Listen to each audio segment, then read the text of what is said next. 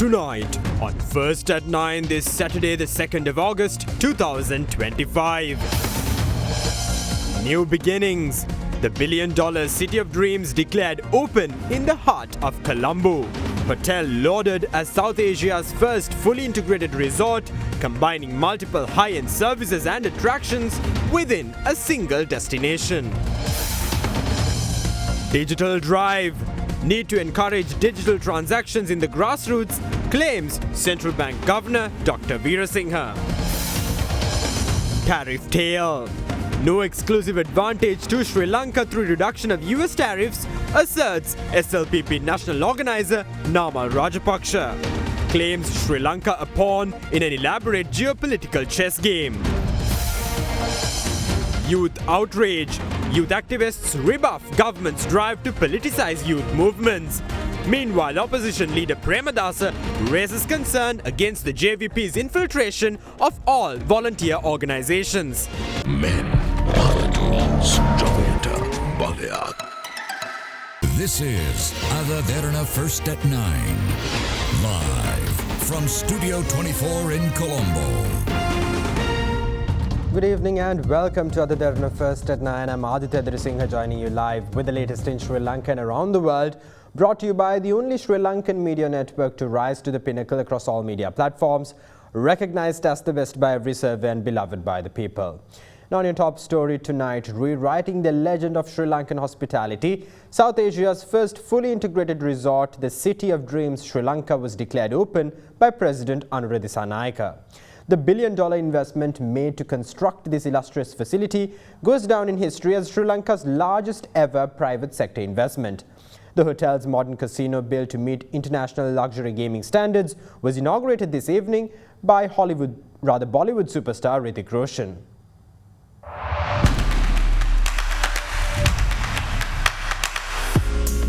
Redefining luxury tourism in Sri Lanka, the illustrious City of Dreams offers refined elegance and world-class hospitality in the heart of Colombo.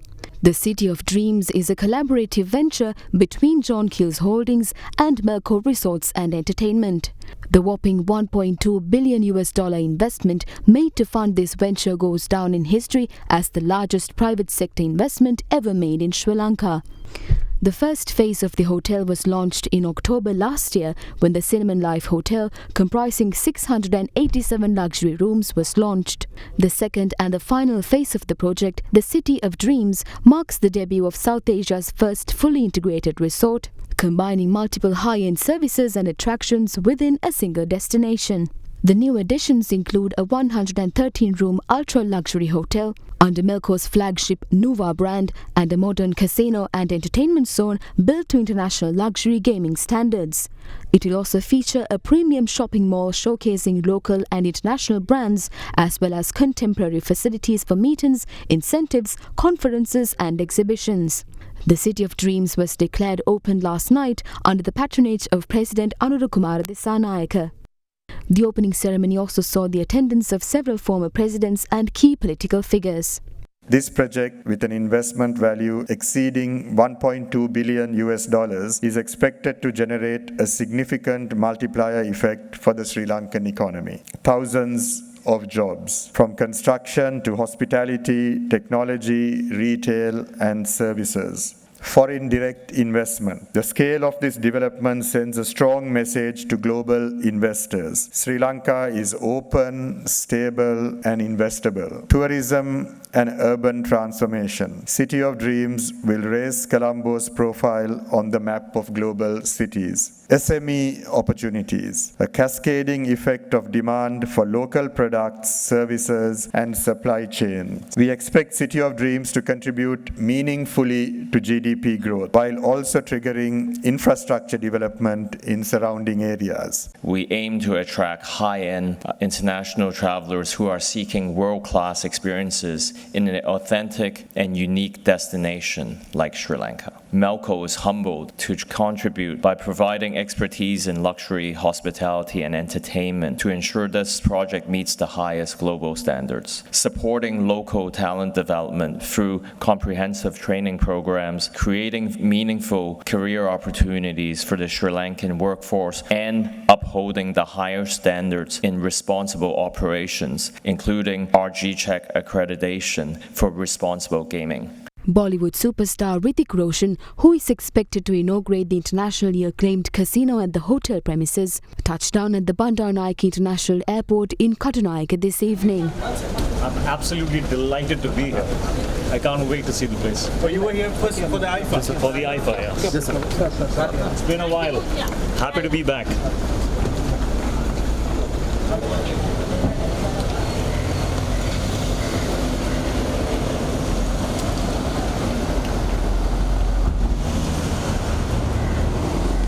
Subsequently, the Bollywood superstar was seen at the red carpet of the casino's inauguration ceremony. 50 customers who had dined at the Cinnamon Life restaurants were also picked through a raffle draw to attend the grand opening ceremony, which was closed to the public. Crunchy goodness for hunger on the go. Now, in other news, a policy agreement was reached to transform the Speaker's official residence into a dedicated centre for parliamentary studies and research, intended as an exclusive hub for members of Parliament, provincial council members and local government representatives. As per the relevant policy agreement, which was agreed upon at the Parliamentary Staff Advisory Committee, a project manager, preferably a retired senior government officer, will be appointed to coordinate, advise and lead the planning and structuring of the foundational framework of the centre for an initial period of 6 months. The proposed centre aims to provide access to advanced research resources, specialized training and policy analysis, with the primary goal of strengthening legislative and governance capacities across all levels of government. The centre will operate under the supervision of the Parliamentary Secretariat, with initial funding expected to be sourced from parliamentary allocations and potential partnerships with international organisations such as the UNDP and the Commonwealth Parliamentary Association. Minister of Plantation and Community Infrastructure Development Samantha Widyarathna left the Badula District Youth Conference today amid raging protests. The protests come off the heels of continued concern raised against purported politicization of youth movements by the government. Minister of Plantation and Community Infrastructure Samantha Widyarathna addressed the Badula District Youth Conference held today. The National Youth Council, along with the Ministry, expects to hold a national conference to create future leaders. However, we heard here that a national conference has not been held in the last 32 years. We are addressing that lapse at the moment. In doing so, we take pleasure in creating the next generation of leaders. During the minister's speech, a group of youth activists staged a protest expressing displeasure over the government's attempt to politicize youth movements.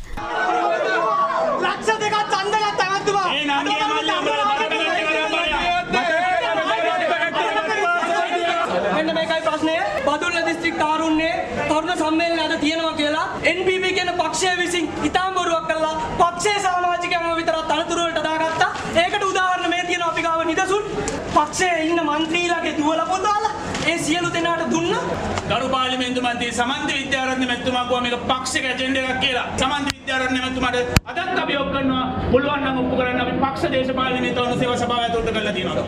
Amid escalating tensions, Minister Samantha Widyarathna left the conference.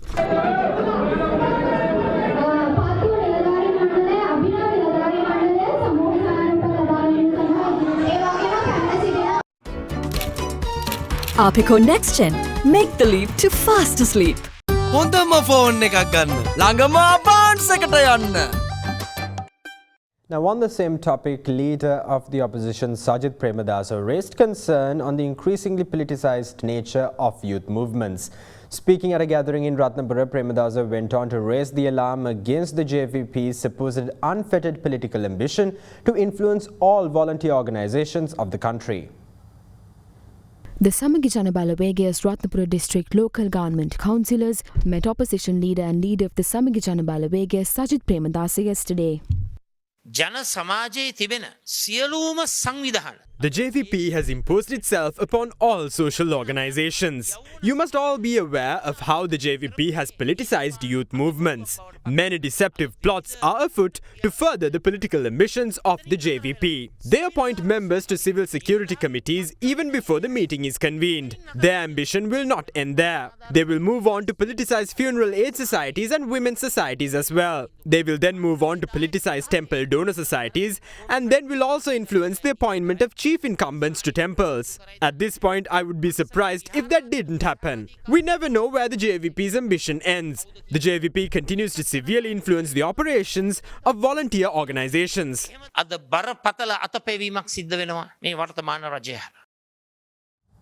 Now in other local news, national organizer of the Sri Lanka Podujana Peramuna Namal Rajapaksa claims that the reduction of the reciprocal tariffs imposed against Sri Lanka to 20% will not bring any significant advantage to the country.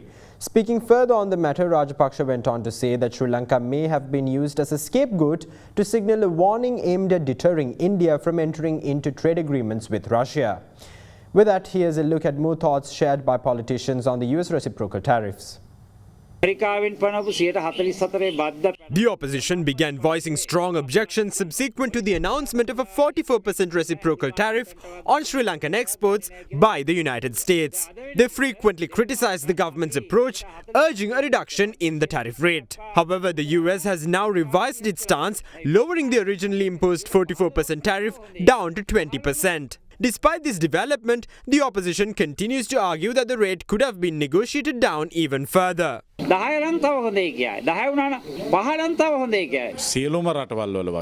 United States has revised and reduced its tariff rate for several countries. Nations such as Vietnam, Cambodia, Bangladesh, China, India and Sri Lanka now fall within a similar tariff bracket. The current rate marks a significant improvement when compared to the originally announced figures. This adjustment was a unilateral decision taken by the US administration. Some questioned our capability in managing such matters, pointing out that English proficiency of current government ministers as a concern. Yet the tariff rate has now been successfully reduced to 20%. This outcome clearly demonstrates the effectiveness and diplomatic competence of the administration under President Anura Dissanayake in navigating international relations.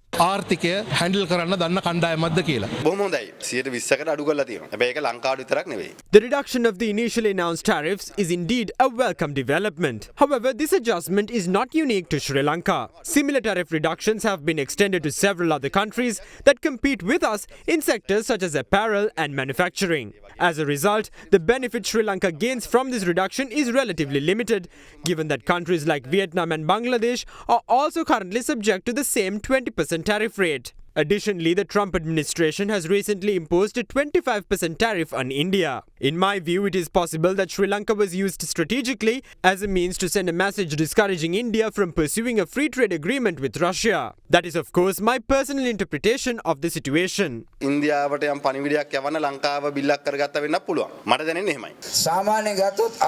At present, Sri Lanka's official foreign reserve assets stand at approximately $6.05 billion. When they assumed office, the government faced a severe shortage of funds, even for essential expenditure. Today, the country has achieved an economic growth rate of 8.3%, with substantial progress underway across multiple sectors. There is also a noticeable absence in strong opposition leadership challenging the government. Figures such as Sajith Premadasa and Namal Rajapaksa no longer hold positions of national leadership and are expected to be held accountable under the rule of law in due course. Now, the Department of Coast Conservation and Coastal Resource Management announced plans to introduce new legislation to impose annual fines on unauthorized constructions built in coastal areas across the island. According to the Director General of the Department of Coast Conservation and Coastal Resource Management, Professor Tani Pradeep Kumara, more than 2,500 such unauthorized constructions have been identified along coastal stretches of Sri Lanka. Director General Kumara asserts that such unauthorized structures have been erected within designated coastal zones over the past 10 to 15 years. Taking the matter at hand into consideration, the Department of Coastal Conservation and Coastal Resource Management initiated measures aimed at demolishing some of such buildings, while others will be subject to hefty annual fines. The department's Director General also notes that necessary legal measures are being taken to address and regularize these irregularities. With that, here's a look at more local news across the island in brief.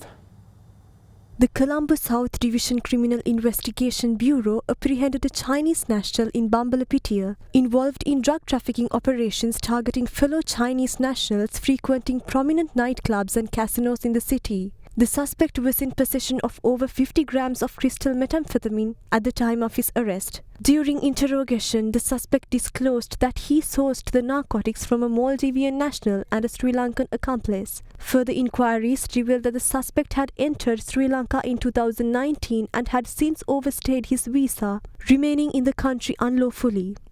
In a separate incident, violence erupted yesterday afternoon in the Aralia housing scheme in Mount Lavinia, resulting in the death of one individual while another sustained injuries. According to the police, the fatal altercation was triggered when a man, accompanied by his brother, approached a group to resolve a dispute between two schoolmates. Authorities have identified 5 suspects in connection with the murder, including 2 women. Mount Lavinia police are actively pursuing the suspects who have fled the area since the incident. Meanwhile, a fatal shooting occurred in the Hungama area earlier today, following a dispute over paddy field. The confrontation resulted in the death of one individual. The assailant, who used a legally registered firearm, surrendered himself to the Hungama police shortly after the incident and was taken into custody.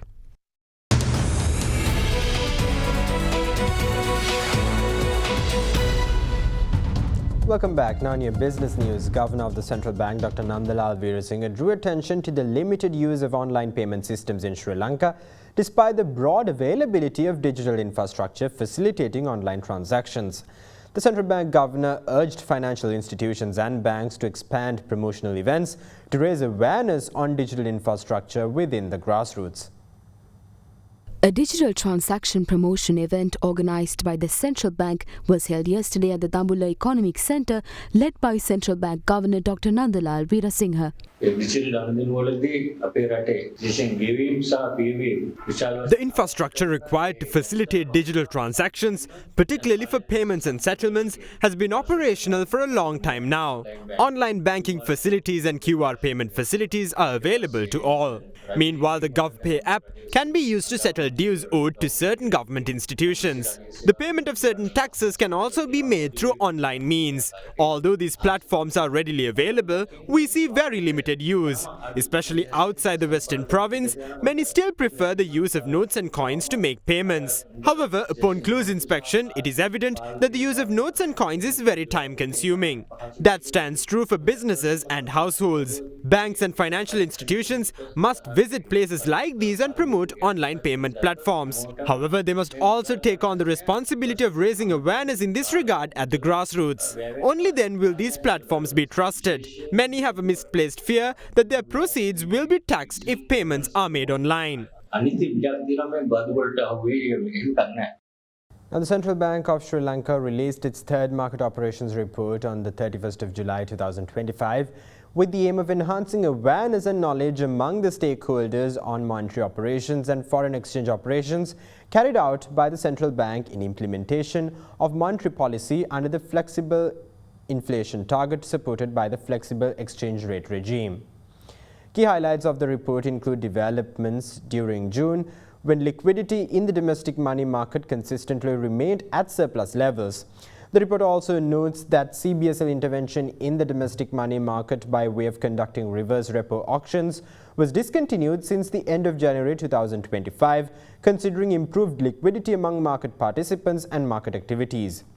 Short-term interest rates, meanwhile, indicated greater stability in line with the overnight policy rate or OPR. The report further emphasized that the interbank market has shown signs of normalization with improved market activities.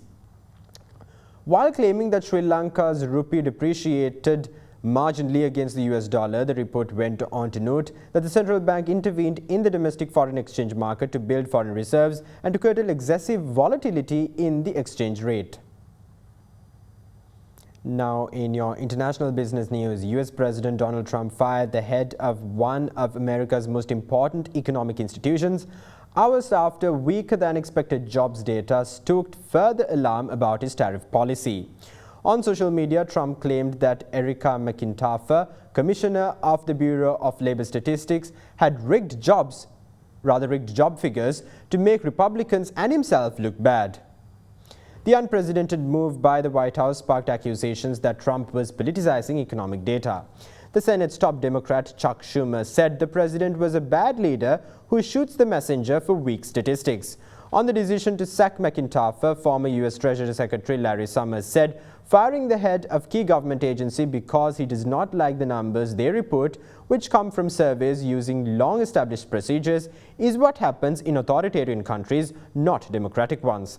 Friends of BLS, a group whose members include the former commissioners of the agency, said when leaders of other nations have politicized economic data, it has destroyed public trust in all official statistics and in governance science.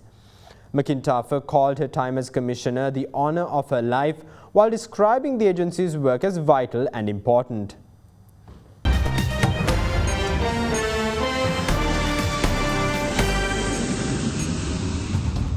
Welcome back. Now in your world news, US President Donald Trump yesterday said he had ordered 2 nuclear submarines to be positioned in appropriate regions in response to remarks from former Russian President Dmitry Medvedev about the risk of war between the 2 nuclear-armed adversaries.